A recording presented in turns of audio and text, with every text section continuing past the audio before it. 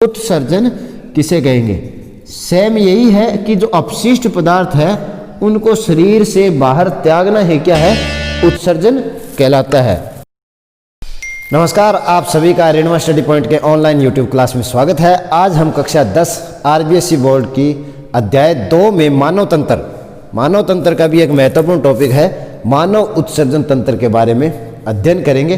तो चलिए जानते हैं सबसे पहले कि जो उत्सर्जन है वो क्या होता है। शरीर की जो कोशिकाएं हैं उन कोशिकाओं में क्या होता है? उपापचयी क्रियाएं होती है। उन कोशिकाओं में जो उपापचयी क्रियाएं होती है उन उपापचयी क्रियाओं के फलस्वरूप कुछ ऐसे पदार्थ बन जाते हैं शरीर के अंदर जिनका शरीर के अंदर का कोई भी उपयोग नहीं होता। उन पदार्थों को क्या कहते हैं? अपशिष्ट पदार्थ कहते हैं। ऐसे पदार्थों को क्या कहेंगे? अपशिष्ट पदार्थ कहते हैं। तो सबसे पहले अपने ये लिख लेते हैं कि अपशिष्ट पदार्थ क्या है, फिर आप अपने ये समझते हैं कि उत्सर्जन किसे कहते हैं, और फिर चलेंगे उत्सर्जन तंत्र के बारे में। तो सबसे पहले लिखते हैं अपशिष्ट पदार्थ। अपशिष्ट पदार्थ शरीर की कोशिकाओं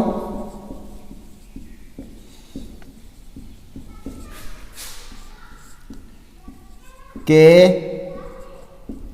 द्वारा उपापचयी क्रियाओं के फलस्वरूप बने पदार्थ जैसे अमोनिया,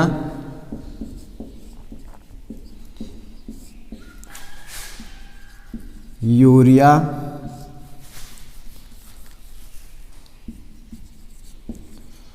यूरिक अम्ल,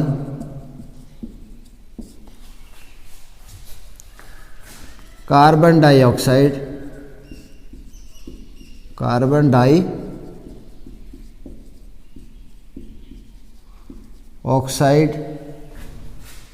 आदि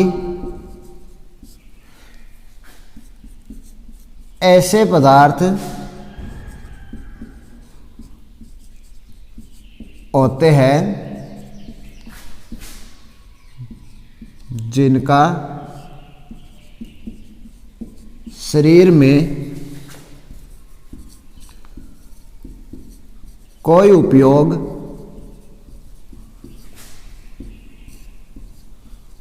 नहीं होता।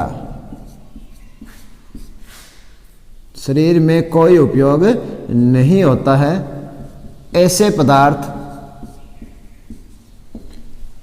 अपशिष्ट पदार्थ कहलाते हैं। ऐसे पदार्थ क्या कहलाते हैं? अपशिष्ट पदार्थ कहलाते हैं। तो समझ गए होंगे कि अपशिष्ट पदार्थ कौन से होते हैं? कि ऐसे पदार्थ जिनका शरीर के अंदर कोई उपयोग नहीं हो, हालांकि उपयोग भी नहीं होता, और यदि वो शरीर के अंदर रहे तो वो एक जहर के समान कार्य करेंगे, मतलब हानिकारक प्रभाव डालेंगे। तो ऐसे पदार्थों को क्या कहते हैं? अपशिष्ट पदार्थ कहते हैं।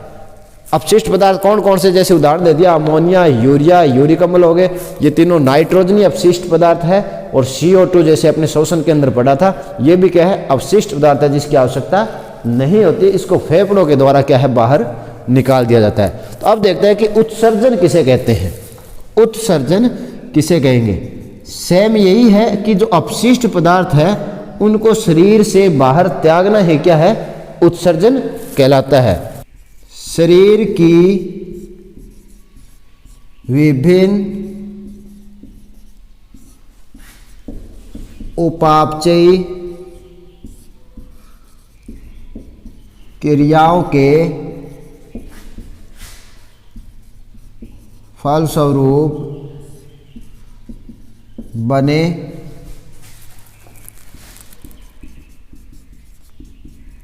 अपशिष्ट पदार्थों को बाहर त्यागना उत्सर्जन कहलाता है।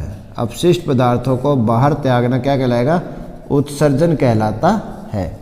इसको ऐसे समझ सकते हो, शरीर से अपशिष्ट पदार्थों को बाहर निकालने की जो प्रक्रिया है वो क्या है? उत्सर्जन है।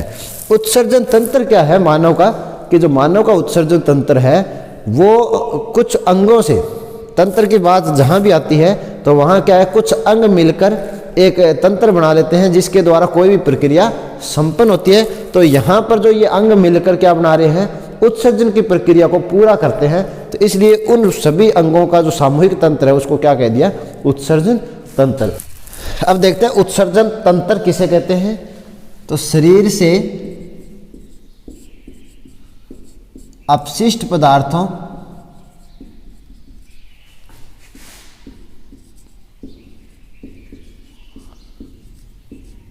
के, शरीर से अपशिष्ट पदार्थों को बाहर निकालने की व्यवस्था में भाग लेने वाले सभी अंग मिलकर उत्सर्जन तंत्र का निर्माण करते हैं। उत्सर्जन तंत्र का निर्माण करते हैं। तो समझ गए होंगे उत्सर्जन तंत्र क्या है, कि जो उत्सर्जन की प्रक्रिया को संपन्न करने वाले जितने भी अंग हैं वो सभी मिलकर किसका निर्माण करेंगे, उत्सर्जन तंत्र का। तो जो अपशिष्ट पदार्थ थे वो कौन कौन से थे, अमोनिया, यूरिया, यूरिक अम्ल और CO2। CO2 को कौन बाहर निकाल देता है, CO2 का जो उत्सर्जन है वो कौन कर देता है, फेफड़े कर देते हैं। और अमोनिया, यूरिया और यूरिक अम्ल है, ये क्या है, नाइट्रोजनी अपशिष्ट है। और ऐसे जो अपशिष्ट होते हैं ना, नाइट्रोजनी अपशिष्ट, वो क्या शरीर में इकट्ठे होते रहते हैं और उनको फिर क्या तरल अवस्था के अंदर बाहर निकाला जाता है। उसको तरल अवस्था में बाहर निकालने का कार्य कौन करता है, उत्सर्जन तंत्र करता है। और इसमें मुख्य जो भूमिका होती है वो होती है किडनी या वृक्क की, जिसको गुर्दे भी कहते हैं। तो ये लिख सकते हैं अपने कि संचित नाइट्रोजनी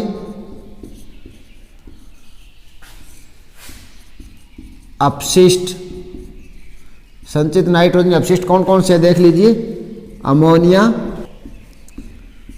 यूरिया, यूरिक अम्ल, ये क्या है, नाइट्रोजनी अपशिष्ट पदार्थ है। संचित नाइट्रोजनी अपशिष्ट पदार्थों को शरीर से बाहर निकालने का कार्य कौन करता है, उत्सर्जन तंत्र। निकालने का कार्य उत्सर्जन तंत्र के द्वारा किया जाता है। अब उत्सर्जन तंत्र में महत्वपूर्ण अंग कौन सा है, वृक्क। इसमें, हाँ जी सर, इसमें मुख्य भूमिका वृक्क या किडनी भी कहते हैं, एक नाम इसे गुर्दे भी कहते हैं। इसमें मुख्य भूमिका वृक्क की होती है। तो अगर संचित नाइट्रोजनी अपशिष्ट पदार्थ है उनको शरीर से बाहर निकालने का कार्य कौन करेगा, उत्सर्जन तंत्र के द्वारा किया जाता है। और उनको कैसे बाहर निकाला जाता है, तरल अवस्था के अंदर।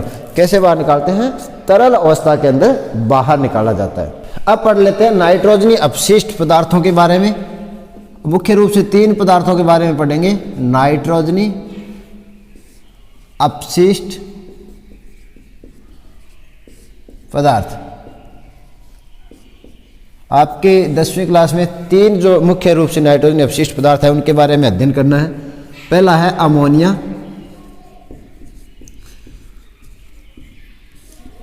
अमोनिया, अमोनिया जो जीव नाइट्रोजन का उत्सर्जन अमोनिया के रूप में करते हैं उन्हें अमोनियोटेलिक कहते हैं। उन्हें क्या कहते हैं, अमोनियोटेलिक या अमोनिया उत्सर्जी जीव, अमोनिया उत्सर्जी जीव, या क्या कहते हैं अमोनियोटेलिक। देख लीजिए, अगर आपसे पूछे कि अमोनिया उत्सर्जित जीव किसे कहते हैं, तो ऐसे जीव जो अमोनिया का नाइट्रोजनी अपशिष्ट पदार्थ के रूप में उत्सर्जन करते हो वो क्या होते हैं, अमोनिया उत्सर्जक जीव। और ये कौन कौन से होते हैं, मछलियाँ। कौन सी मछलियाँ, अस्थिल मछलियाँ। कौन सी मछलियाँ, अस्थिल मछलियाँ, उभयचर जो मेंढक वगैरह है, और जलीय कीट। ये सभी जीव उत्सर्जन के अंदर किसका उत्सर्जन करेंगे, अमोनिया का उत्सर्जन करेंगे। और ये सारे लगभग जलीय है, क्योंकि अमोनिया का उत्सर्जन के लिए क्या होता है, अत्यधिक जल की आवश्यकता पड़ती है। अमोनिया का उत्सर्जन के लिए क्या होता है, अत्यधिक जल की आवश्यकता होती है। इसलिए ये क्या होता है, तरल अवस्था के अंदर अमोनिया का क्या होता है, उत्सर्जन करते हैं। और अमोनिया का उत्सर्जन करने वाले जीवों को क्या कहेंगे, अमोनिया उत्सर्जी जीव। दूसरा है यूरिया। सेम वैसे ही है, यूरिया का उत्सर्जन करने वाले जीवों को यूरियो उत्सर्गी जीव कहते हैं। यूरियो उत्सर्जी जीव, यूरियो उत्सर्जी जीव कहेंगे, या इसे यूरियोटेलिक, इंग्लिश की बात करें तो यूरियोटेलिक कहते हैं। मुख्य रूप से कौन कौन से ऐसे जीव होते हैं, स्तनधारी वर्ग के जितने भी जीव हैं, जैसे मनुष्य है, ये क्या है, नाइट्रोजनी अपशिष्ट पदार्थों को तरल अवस्था के अंदर यूरिया के रूप में उत्सर्जन करते हैं। तो ये स्तनधारी यूरियो उत्सर्गी। और दूसरी जो मछलियां हैं, ये भी क्या है, यूरिया उत्सर्जी। मछलियां कौन सी, समुद्री जो मछलियां हैं वो भी अपशिष्ट पदार्थ के रूप में यूरिया का उत्सर्जन करते हैं। इनमें क्या होता है कि जो अमोनिया है उसको जो लीवर है, इसमें क्या होता है, यकृत अमोनिया को किस में बदल देता है, यूरिया में बदल देता है। यूरिया में बदल देता है और फिर उसका क्या है, उत्सर्जन होता है, क्योंकि अमोनिया से जो यूरिया है वो थोड़ी कम विषैली होती है। तीसरा है यूरिक अम्ल। कई ऐसे जीव होते हैं जो नाइट्रोजनी अपशिष्ट पदार्थ के रूप में यूरिक अम्ल का उत्सर्जन करते हैं। ऐसे जो जीव होते हैं ना, वो बिल्कुल ही कम जल के साथ, यानी कि लगभग क्या होता है, जो यूरिक अम्ल का उत्सर्जन करेंगे वो ठोस पेस्ट या गोलिकाओं के रूप में करते हैं। किस रूप में करेंगे, पेस्ट या गोलिकाओं के रूप में, यानी कि ठोस अर्ध ठोस अवस्थाओं के अंदर ये क्या है, ये यूरिक अम्ल का उत्सर्जन करते हैं। ऐसे जीवों को क्या कहते हैं, यूरिको उत्सर्जी जीव।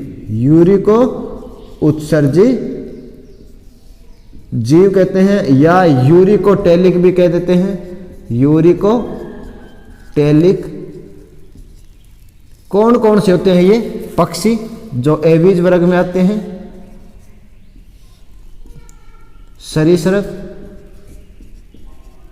ये जो जीव है वो किसका उत्सर्जन करते हैं, यूरिक अम्ल का उत्सर्जन करते हैं। तो ये थे नाइट्रोजनी अपशिष्ट पदार्थ।